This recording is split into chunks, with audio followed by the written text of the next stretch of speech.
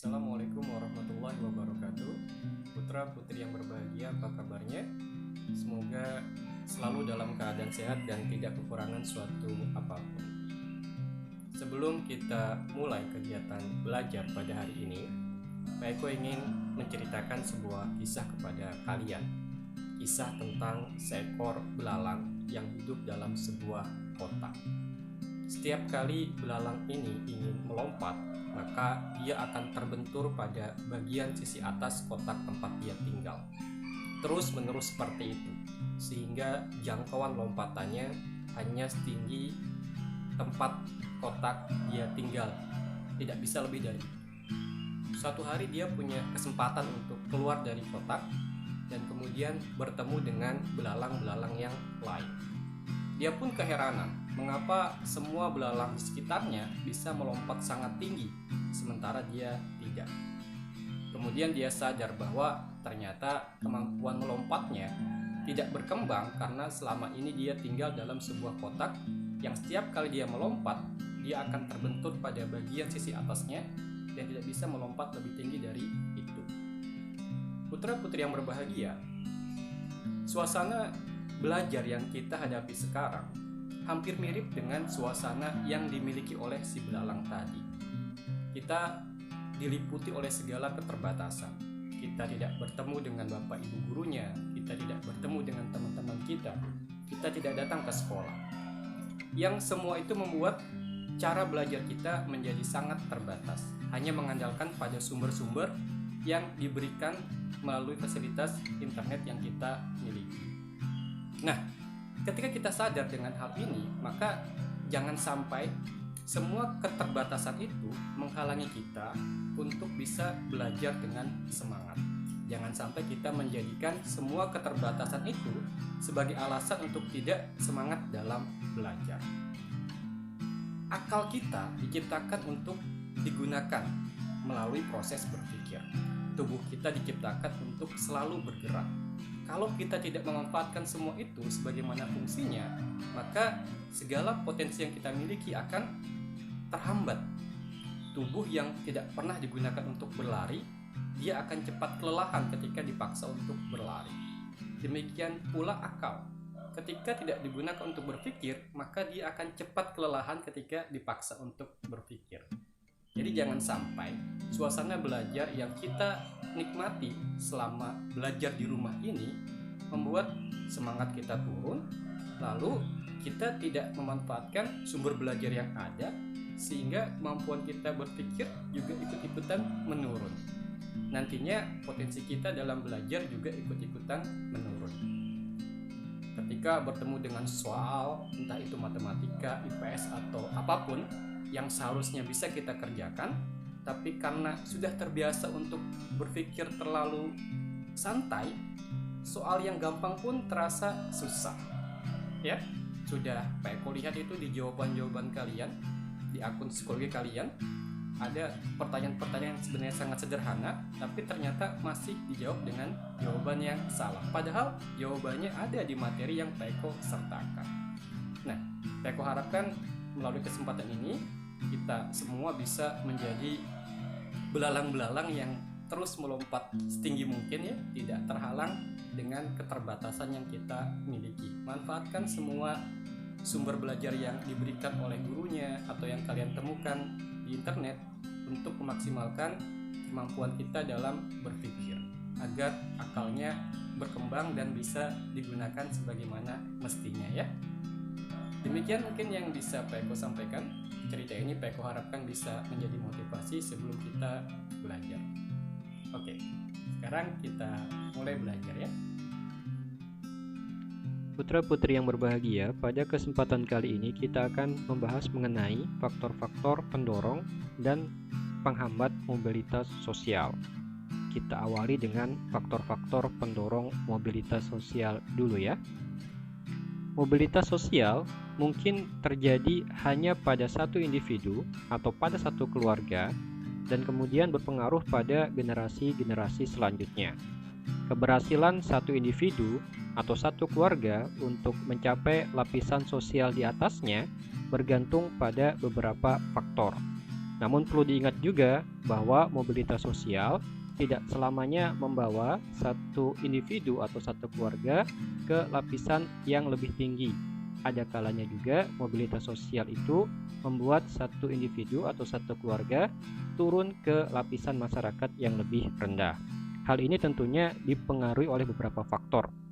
Sekarang kita perhatikan faktor-faktor yang dapat mendorong terjadinya mobilitas sosial. Yang pertama adalah faktor struktural. Faktor struktural merupakan salah satu faktor yang mempengaruhi mobilitas sosial dari luar individu. Bisa terkait dengan pekerjaan, sistem ekonomi, dan juga tingkat fertilitas. Contohnya begini, misalnya sistem ekonomi di suatu masyarakat itu memungkinkan masyarakat untuk berkompetisi secara adil untuk menguasai sumber-sumber ekonomi. Maka barang siapa yang berhasil menguasai sumber ekonomi, maka lapisan sosialnya akan naik di masyarakat. Demikian juga misalnya dengan tingkat fertilitas. Satu keluarga yang terlalu banyak anggota keluarganya tentunya memerlukan banyak energi untuk membuat anggota keluarganya mencapai keberhasilan-keberhasilan yang diharapkan. Berbeda dengan misalnya sebuah keluarga yang anggota keluarganya lebih sedikit, maka biasanya sumber daya yang mereka punya itu bisa lebih difokuskan untuk mencapai keberhasilan dalam meraih lapisan sosial tertentu. Yang kedua adalah faktor individual. Setiap individu memiliki perbedaan dalam hal sikap, pengetahuan, dan keterampilan. Dua orang memiliki pengetahuan dan keterampilan yang relatif setara belum tentu menjadi berhasil dalam melaksanakan mobilitas sosial ke atas. Hal ini disebabkan karena keberhasilan individu sangat ditentukan oleh sikap dan perilaku individu tersebut. Yang ketiga adalah faktor sosial. Setiap manusia dilahirkan dalam status sosial yang dimiliki oleh orang tuanya. Ketika ia dilahirkan, tidak satu manusia pun yang terlepas dari status sosial. Siapa orang tuanya akan melekat pada status anaknya. Nah, orang-orang yang lahir dengan status sosial tinggi tentunya akan lebih mudah untuk melakukan mobilitas sosial ke atas. Berikutnya adalah faktor ekonomi. Keadaan ekonomi dapat menjadi pendorong terjadinya mobilitas sosial. Keadaan ekonomi yang baik memungkinkan individu untuk melakukan mobilitas sosial. Tentunya karena mereka punya modal, punya sumber daya untuk meraih pendidikan yang lebih tinggi, dan lain sebagainya. Yang berikutnya adalah faktor politik. Situasi politik dapat menyebabkan terjadinya mobilitas sosial suatu masyarakat dalam suatu negara. Keadaan negara yang tidak menentu akan mempengaruhi situasi keamanan, yang bisa mengakibatkan terjadinya mobilitas manusia ke daerah yang lebih aman. Jadi misalnya ada kondisi politik di mana terjadi ketidakamanan di berbagai tempat. Hal ini membuat orang-orang yang mungkin merasa tidak aman dengan posisinya akan meninggalkan posisi tersebut demi keselamatan diri dan keluarganya. Dia rela melepaskan jabatannya, rela melepaskan statusnya karena konflik politik yang terjadi pada saat itu. Maka dia dengan rela untuk menuju lapisan masyarakat di bawahnya untuk mengamankan dirinya. Yang berikutnya adalah faktor kemudahan akses pendidikan. Jika pendidikan berkualitas dan mudah didapat, tentunya setiap masyarakat akan mendapatkan kesempatan untuk melakukan mobilitas sosial lebih merata.